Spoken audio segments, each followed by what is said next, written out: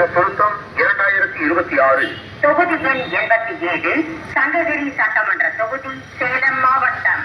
வாக்குச்சாவடி நிலைய அலுவலர்கள் தற்போதைய வாக்காளர் பட்டியலில் இடம்பெற்றுள்ள அனைத்து வாக்காளர்களுக்கும் தனித்துவமான கணக்கெடுப்பு படிவங்கள் 4/11/2025 முதல் 4/12/2025 வரையிலான காலத்தில் வீடு வீடாக சென்று வழங்கி வருகின்றன.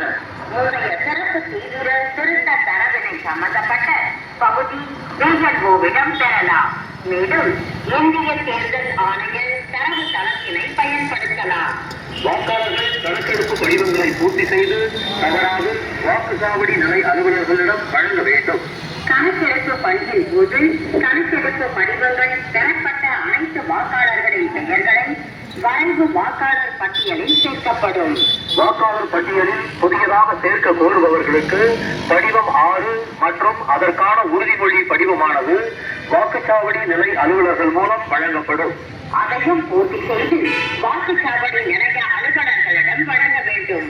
எனவே தொகுதி எண் 87 சங்ககிரி சட்டமன்ற தொகுதிக்குட்பட்ட பகுதிகளில் இந்திய தேர்தல் ஆணையம் அறிவித்துள்ள வாக்காளர் பட்டியல் தீவிர சிறப்பு திருத்தத்திற்கு வாக்காளர்கள் அனைவரும் இப்பணிகளை சிறப்பாக நிறைவு செய்வதற்கு முழு ஒத்துழைப்பினை வழங்கிடுமாறு மாவட்ட நிர்வாகத்தின் சார்பில் கேட்டுக் கொள்ளப்படுகிறது.